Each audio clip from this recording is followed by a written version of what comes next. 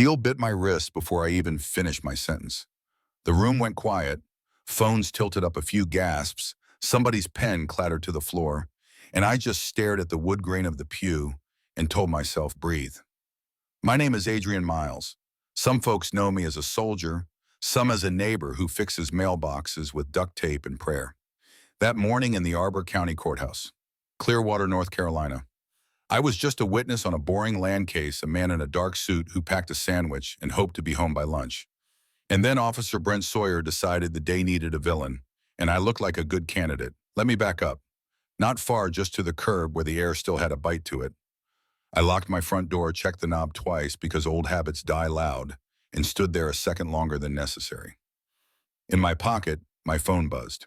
Be careful. A Nina texted Nina Park, the attorney who never loses her pen or her temper. I told her I hear you tucked the phone away and slid a small wooden box under my front seat. Not for show, just metals that gather dust if you let them, and a ribbon that makes me miss friends I'll never see again.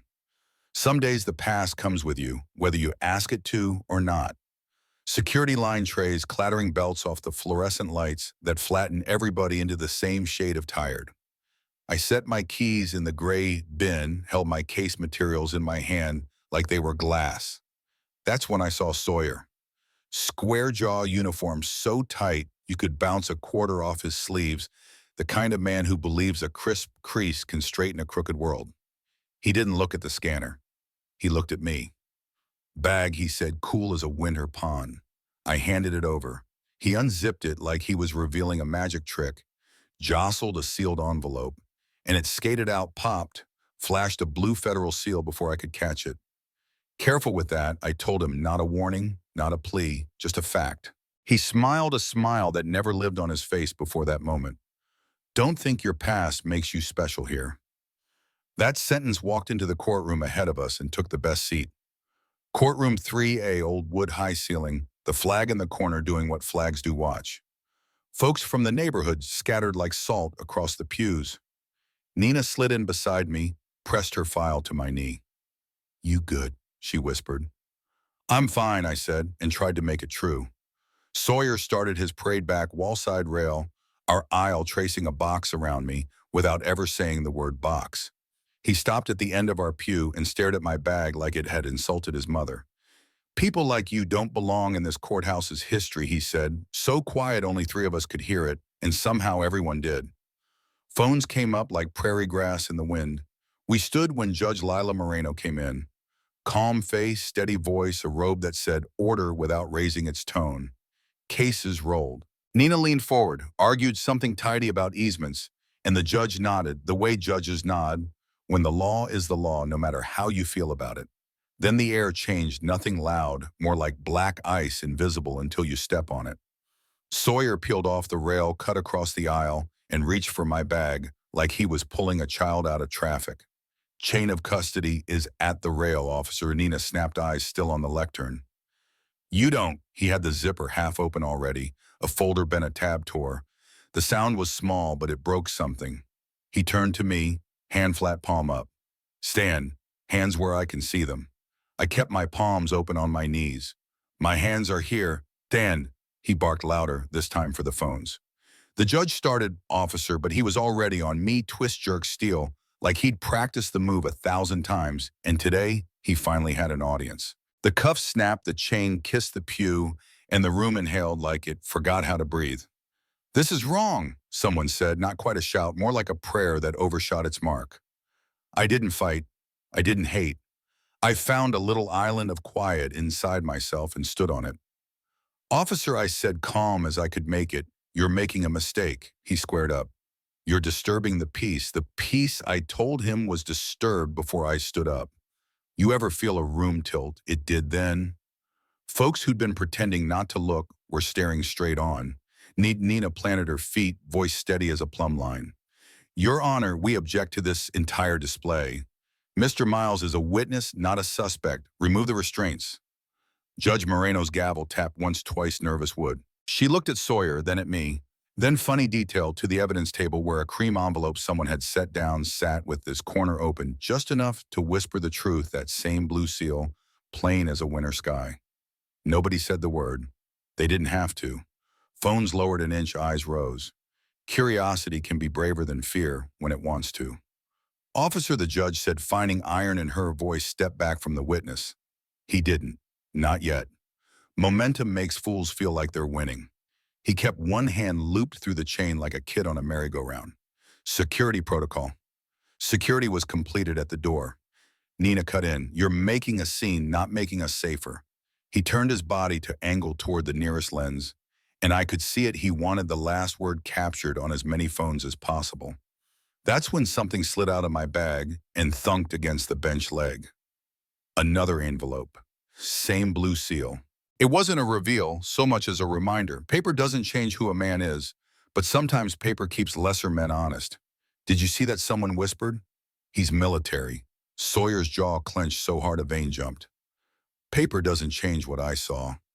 No, I told him, but it changes what you can get away with pretending you saw.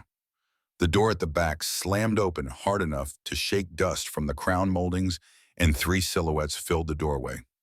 The room rose before the bailiff could say a word.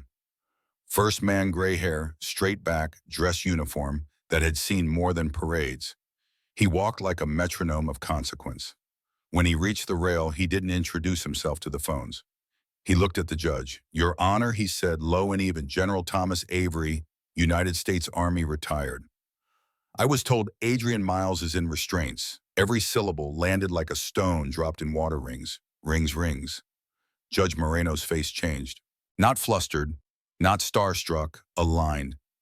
He is, she said, and for the first time that morning, the robe sounded like a shield. Bailiff, this proceeding is paused. Officer Sawyer, remove those restraints now. For a heartbeat, pride and survival wrestled behind Sawyer's eyes. Survival won. The bailiff stepped in carefully like peeling tape, and the chain slid off my wrist with a click that felt louder than the gavel had all day. I rolled my shoulders, not to show off, just to return to myself, and nodded first to the bailiff, then the judge, then Avery. He didn't nod back. He didn't need to. His eyes said what his uniform didn't. We show up for our own. Let the record reflect. The judge said that the restraints were removed at the court's direction, and a review of conduct will begin immediately. She pinned Sawyer with a look that could staple a man to his choices. You will not approach the witness again. Yes, Your Honor, he managed, eyes parked somewhere middle distance, where embarrassment goes to write its memoir. Silence, but it was a different kind, less fear, more gravity. I looked at the people, neighbors, clerks, the guy who always pays parking tickets and quarters, and I thought about the way a rumor of power can sit in a room and pretend to be the law. I didn't want a grandstand. If I'd walked in and announced a rank, we would have missed the lesson. So I stood, brought my hands together, then apart metal-free, at last, and let my voice carry just far enough. Justice wears no badge, I said. It's proven by sacrifice and truth. I didn't plan the line. It was just what the day had asked for. Something warmed in the wood and the flag, in the space between strangers. The judge stood, not out of the ceremony, out of respect. Mr. Miles, she started, corrected herself.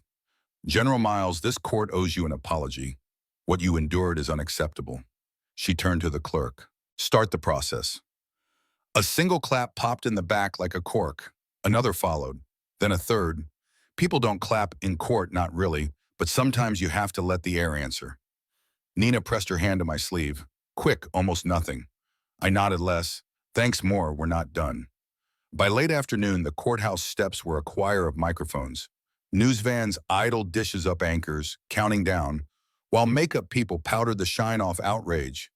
Hashtags hatched like baby birds, some silly, some strong one, that made me smile when a high school kid yelled it from his bike and almost crashed into a mailbox. The sheriff put Sawyer on leave. The county announced a review. The Department of Justice said some words that mean men in suits would be asking questions. Maybe it would all turn into meetings and memos. Maybe not. Nina and I waited for the worst of the cameras to pass, then stepped into the kind of evening only small towns do, right warm light on brick, a kid jumping for leaves, a bus driver waving at nobody in particular. You could have told them who you were at the door, she said, relief and scold braided together. Then they'd have learned the wrong lesson, I said, and she rolled her eyes because she knows I'm stubborn and sometimes I'm right. General Avery didn't ride the spotlight down the steps. He shook the bailiff's hand like men shake hands when words are extra.